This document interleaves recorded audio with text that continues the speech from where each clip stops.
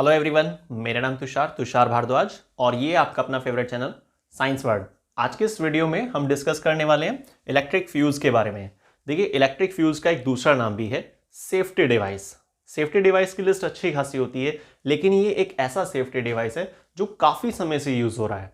हालांकि इसके ऑप्शन में एमसीबी का भी यूज़ किया जाता है और कुछ जगह पर इन दोनों का ही इस्तेमाल किया जाता है, क्योंकि जब बात आती है ना सेफ्टी की, तो हर एक व्यक्ति के दिमाग में यही बात रहती है कि सेफ्टी में कोई कमी नहीं होनी चाहिए। और बात भी सही है ना।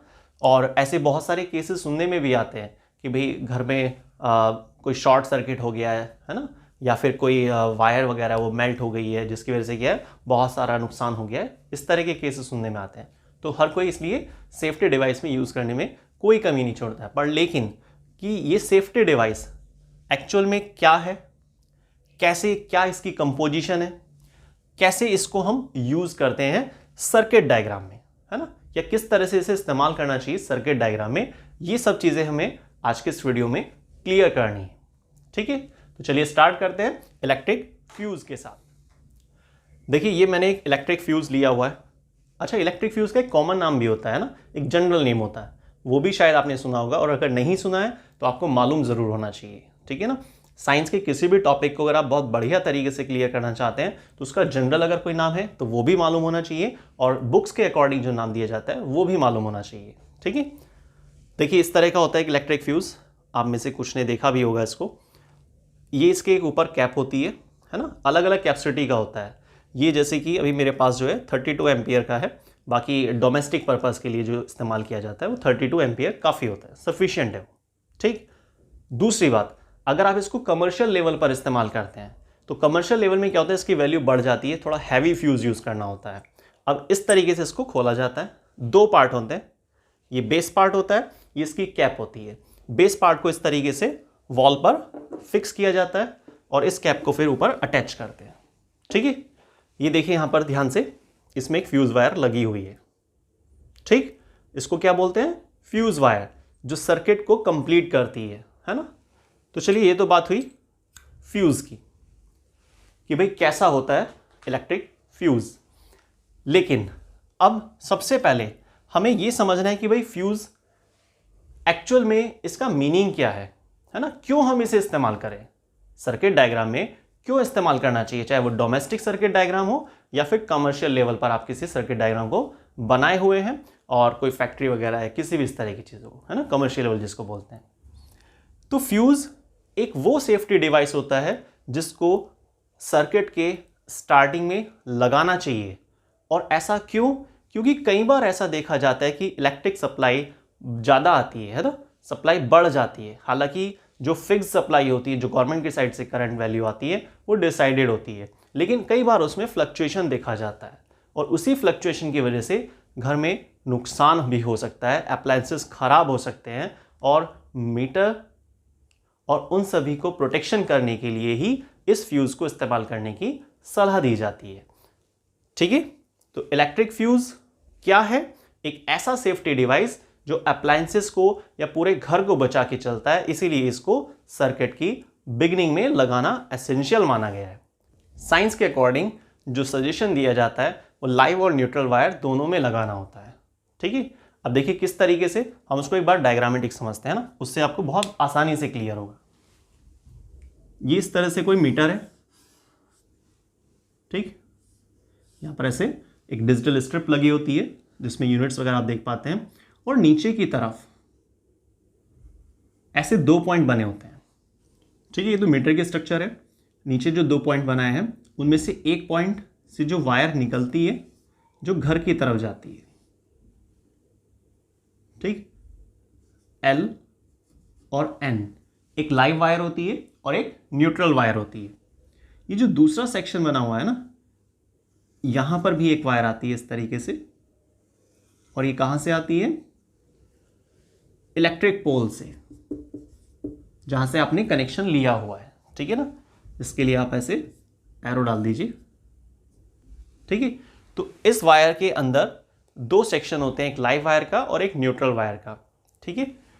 तो ये मीटर में सप्लाई जाती है, मीटर में जितना आप कंजम्पशन करते हैं उस हिसाब से रीडिंग जनरेट होती है कि भाई कितनी इलेक्ट्रिकल एनर्जी का यूज़ किया जा रहा है। इलेक्ट्रिकल एनर्जी का मशीन यूनिट क्या होती है? KWH, kilowatt hour. इस पर हमारी एक लास्ट वीडियो भी गई है, तो आप उसको भी चेकआउट कर सकते हैं, या आई बटन में आपको उसका लिंक मिल जाएगा, वहाँ से आप उसको देखिएगा, थोड़ा टॉपिक और क्लियर होगा। ठीक है, तो यहाँ पर कुछ रीडिंग वगैरह आती है, फिलहाल हम इसको KWH लिख लेते हैं। तो अब मीटर में सप्लाई आ रही है, फिर मीटर से सप्लाई निकलने के बाद, वायर्स निकलने के बाद कहाँ जाती है? घर के अंदर, है ना। इस तरह से मान लीजिए ये कोई हाउस है ना, क्लियर। अब देखिए यहां पर हमें फ्यूज लगाना है। क्या लगाना है? फ्यूज। ये लाइव वायर है और ये न्यूट्रल वायर है। इस तरीके से यहां पर ऐसे लाइव वायर में भी फ्यूज लगाएंगे आप और न्यूट्रल वायर में भी फ्यूज लगाएंगे, ठीक है। और फिर ये वायर ऐसे घर में जो भी आपने सर्किट डायग्राम बनाया हुआ है वहां तक पहुंचती है। जनरली क्या होता है, घर में कम से कम एक फ्लोर पर 2 सर्किट डायग्राम जरूर बनाए जाते हैं, एक लाइट अप्लायंसेस के लिए और एक थोड़ा हैवी अप्लायंसेस के लिए, ठीक। गीजर, AC, इंडक्शन चूल्हा या सबमर्सिबल वगैरह जो मोटर वगैरह होती है, तो जो भी हैवी चीज़ें होती हैं उनका एक अलग सर्किट बना दिया जाता है, और जो थोड़ा लाइट चीज़ें होती हैं उनके लिए अलग, जैसे कि फैन, TV, लाइट्स और या जो भी इस तरह की चीज़ें हैं, है ना, तो उनके लिए थोड़ा सर्किट को हम नॉर्मल कैटेगरी में बनाते हैं। तो लाइव वायर जिसके लिए क्या कलर यूज़ करना होता है? Red colour. और न्यूट्रल वायर के 2 ऑप्शन होते हैं, या तो आप येलो यूज़ कर सकते हैं या फिर आप ब्लैक यूज़ कर सकते हैं, ठीक है। जो साइंस के अकॉर्डिंग कलर कोड डिज़ाइन किया गया है उसके हिसाब से।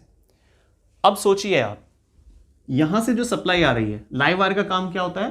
करंट को मीटर से सर्किट तक पहुंचाना। न्यूट्रल वायर क्या करता है? सर्किट डायग्राम कंप्लीट करने में हेल्प करता है।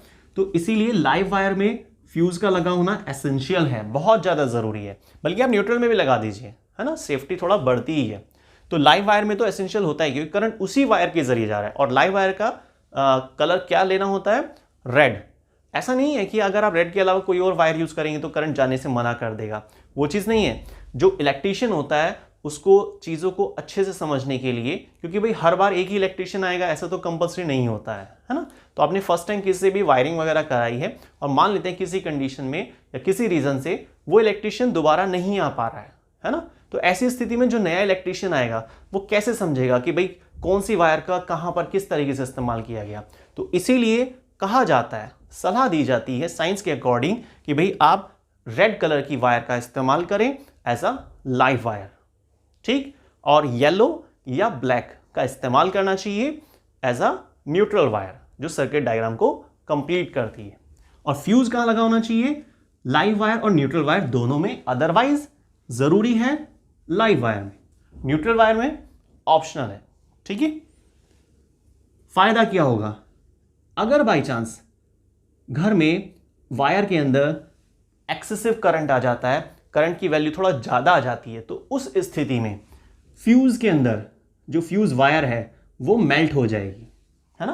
कैसी हो जाएगी? मेल्ट हो जाएगी। और जब फ्यूज़ वायर मेल्ट हो जाएगी तो सोचिए क्या करंट आगे जा पाएगा, सर्किट तक पहुंचेगा? चाहे हैवी आपने सर्किट बनाया हुआ है, थोड़ा लाइट सर्किट बनाया हुआ है, किसी सर्किट में किसी भी पॉइंट तक सप्लाई नहीं पहुंचेगी क्योंकि फ्यूज़ वायर मेल्ट हो गई है। देखिए मैं आपको फ्यूज़ वायर फिर से दिखाता हूं एक बार, ठीक है। ये जो इसकी कैप है ना, फ्यूज का बेस पार्ट होता है और ये फ्यूज कैप होती है।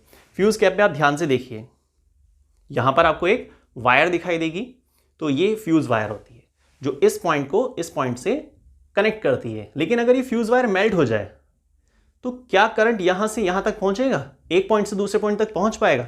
नहीं पहुंच पाएगा। तो हम इसको क्या बोलेंगे? सर्किट ब्रेक हो गया है ना। लेकिन ये कब होता है ब्रेक?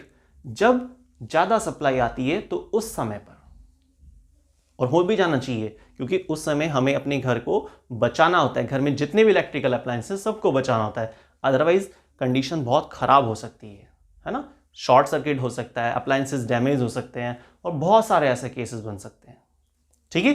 तो फ्यूज वायर, फ्यूज जो आप यूज करते हैं उसमें प्रेजेंट होती है और एक्सेसिव करंट आने पर इलेक्ट्रिक फ्यूज के अंदर जो फ्यूज वायर लगी होती है वो एक्सेसिव करंट की वजह से जब टेम्परेचर जनरेट होता है तो वो वायर मेल्ट हो जाती है, क्योंकि इस फ्यूज वायर की कंपोजिशन है, और वो कंपोजिशन क्या है हमारा next point, composition of fuse wire. अब देखिए इसको समझते हैं, यहां तक क्लियर हुआ आपको फर्स्ट पॉइंट कि भाई फ्यूज क्या है, कैसे हम उसको अरेंज करते हैं, जिसके लिए मैं आपको एक डायग्रामेटिक भी समझाया। ठीक है, तो कंपोजिशन ऑफ फ्यूज वायर की बात आती है ना, तो इसमें अलॉय का जिक्र आता है। वैसे ऐसा कहा जाता है कि भाई आपको अलॉय की बनी हुई फ्यूज वायर का इस्तेमाल करना चाहिए, जो स्पेशली एल्यूमिनियम, कॉपर और लेड, एल्यूमिनियम, कॉपर और लेड, एल्यूमिनियम, कॉपर और लेड। ठीक है, तो एल्यूमिनियम, कॉपर, लेड, इन सब का जो मिक्सचर होता है हम उसे क्या बोलते हैं, मिक्सचर ऑफ मेटल्स को अलॉय कहते हैं, और अलॉय की बनी होती है फ्यूज वायर, जिसकी क्वालिटी क्या है, मेन उसकी खास बात क्या होती है फ्यूज वायर की। ठीक, सबसे पहला पॉइंट, उसकी रेजिस्टेंस वैल्यू हाई होती है। रेजिस्टेंस वैल्यू हाई होती है तो करंट को काफी रेगुलेट करके चलेगी, पूरी कोशिश करेगी करंट को बैलेंस बनाने की, ज्यादा करंट ना चला जाए। ठीक है, और मेल्टिंग पॉइंट काफी लो होता है।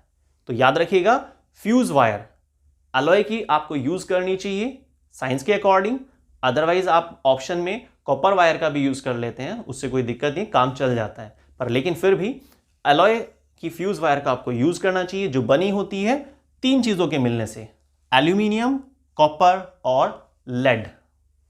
ठीक, दूसरी खास बात कि इससे फायदा क्या है, अलॉय वायर का अगर आप यूज करते हैं, अलॉय की फ्यूज वायर का यूज करते हैं अपनी इलेक्ट्रिक फ्यूज में, सबसे पहला फायदा हाई रेजिस्टेंस वैल्यू होती है इसकी, जिसकी वजह से करंट को काफी हद तक रेगुलेट कर लेती है।